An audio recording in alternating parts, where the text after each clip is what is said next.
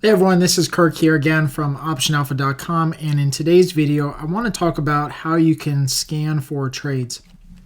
And oftentimes I find when I coach people that scanning for trades seems to be a lot harder than it really is. And so hopefully I can demystify that today and show you in less than 10 minutes how we scan for trades. Now, what you're really looking for when scanning for trades is just unique opportunities and what I call the low-hanging fruit. And so what that means is we're looking for stocks that have either made a big jump in implied volatility or a big drop in implied volatility, so something that's out of the norm, or a big percentage move up or a big percentage move down on the day. Again, something that's out of the norm and kind of stands out as kind of low-hanging fruit that would glean some sort of insight into maybe taking a directional stance on that stock going forward. So one of the first things that I do, and you can see here on my charts, even though you can't see our watch list because we have it available inside the membership area to purchase, you can see over here that I have ranked all of the stocks in my watch list right now that are moving based on the highest percentage move to the lowest percentage move. So you can see everything that's kind of moving. The biggest percentage mover today is right here, and then the lowest percentage movers today, or the biggest downward movers, are down at the bottom. And the reason I do this just to start is because I want to see what's moving. So what has had a huge move up or huge move down that may warrant a trade? So one of the ones that we look at, if we, again, kind of sort this by biggest move down, is that this stock today has had a 6% move down. And if we actually look over at the charts, this is actually a look at Tesla. So Tesla's had about a 6% drop today, pretty good drop in a move down. And that really leads us to believe that maybe there's a trading opportunity here because of the drop lower. And you can see that it's gapped lower and dropped lower. Implied volatility is starting to spike. Okay, so maybe we might have some sort of trading opportunity there.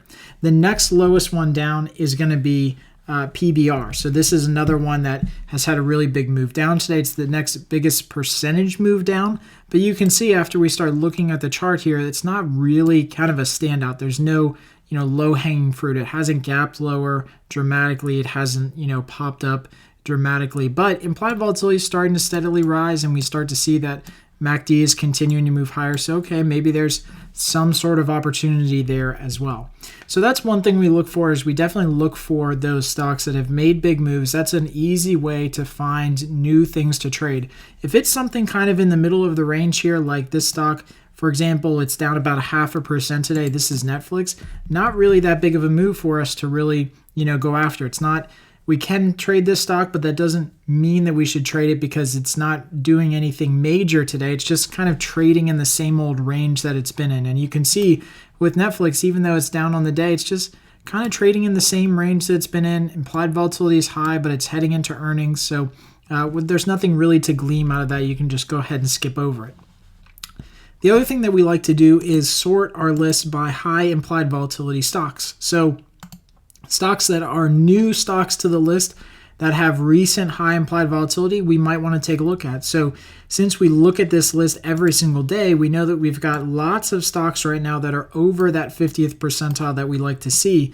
But if there's, for example, some stocks that just made it onto the list today or the other day and have moved from, say, the low 40s up into the low 50s in implied volatility rank, that might give us, again, another indication of something that is now tradable that wasn't tradable before.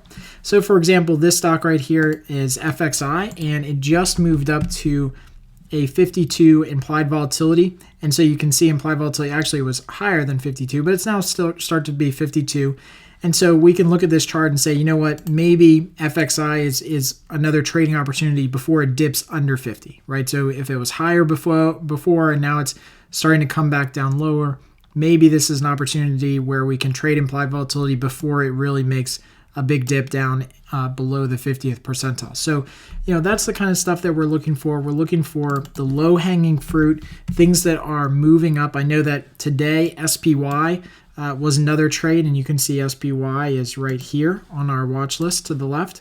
It has 69% implied volatility, but just the other day it was down in the 40s and 30s. So you start to see that implied volatility is rising in SPY or SPY, and as a result, we have orders that we're trying to get into the market to trade this security because implied volatility is starting to rise, and it's now in the 70th percentile. So very high implied volatility, leads us to believe that there's an opportunity here to trade something in it.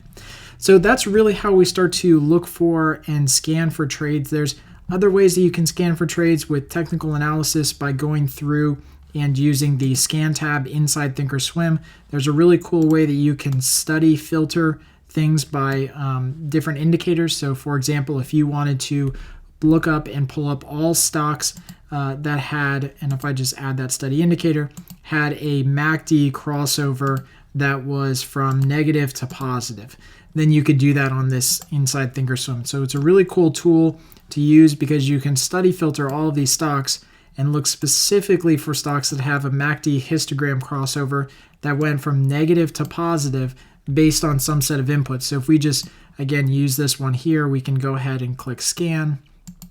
And that will pull up all the stocks with options that are tradable that we can do that have a MACD crossover from a low point to a high point. And you can see the first one on the list here is USO. This is pretty interesting. Or the only one on the list, which is pretty cool because now it's narrowed it down even more. So, all right, so I truly hope you guys enjoyed today's video. And like I said, if you have any comments or questions, please ask them right below on the lesson page. The key here with scanning for trades is that you don't go through analysis paralysis. Have some set of defined filters or studies that you want to look for or types of trading setups that you're looking for, and look for those quickly in the morning through your short liquid watch list anyway. And if there's something to trade, make a trade on it. If there's not, then don't force it. Don't force a trade into the market just for the sake of trading. We want to make sure that we're making smart, good trades. And that's really the key here at Option Alpha, is teaching you how to make smarter and better trades. So as always, if you guys have any questions, please let me know. And until next time, happy trading.